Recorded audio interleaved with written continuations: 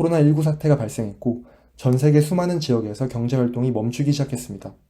이미 개인이나 기업은 부채가 많았고 대출 이자를 갚지 못하면 주율도산의 가능성도 열려 있었습니다. 2008년 금융위기 때와 마찬가지로 미국 연준은 양적 완화를 선택했습니다.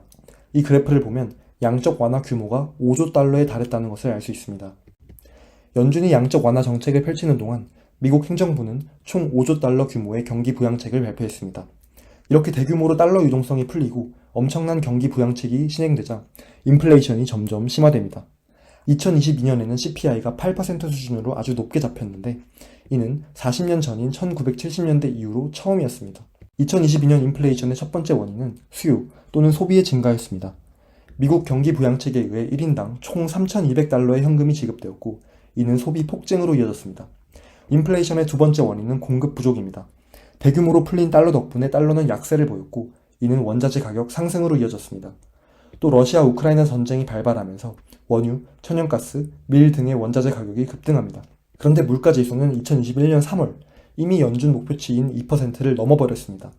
그 후 CPI는 계속 올라갔지만 연준은 이 인플레이션이 일시적일 것이라고 주장하며 2022년 3월이 돼서야 기준금리 인상에 돌입합니다. 연준은 왜 이런 착각을 한 걸까요? 금융위기 이후 강한 경기 부양책은 물가를 끌어올렸습니다.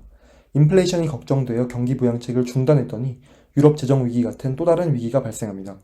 이렇게 왔다리 갔다리 하는 상황 속에서 기업은 투자를 적극적으로 늘리지 못했고 고용 감소, 수요 감소, 그리고 디플레이션 위험 증가로 이어졌습니다.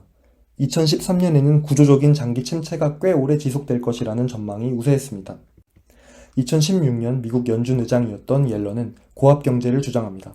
경기 부양의 결과 물가가 올라오더라도 인플레이션을 일정 기간 내버려 두면 수요 증가에 의해 기업 투자는 늘어날 것이라는 주장입니다. 고압 경제 덕일까요? 2020년 초가 되자 미국 실업률은 3%대로 낮아졌고 경제 회복에 대한 기대감이 커져가고 있었습니다. 이 상황에서 코로나19 사태가 터진 것입니다.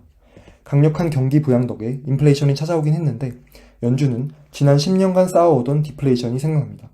40년 만에 찾아온 인플레이션과 최근 10년 동안 괴롭혀왔던 디플레이션 사이에서 연준은 1년간 어려운 고민을 했고 결국 인플레이션 징조가 처음 나타나고 1년 뒤인 2022년부터 기준금리를 인상하기 시작해 1년 만에 무려 4.75%나 인상했습니다.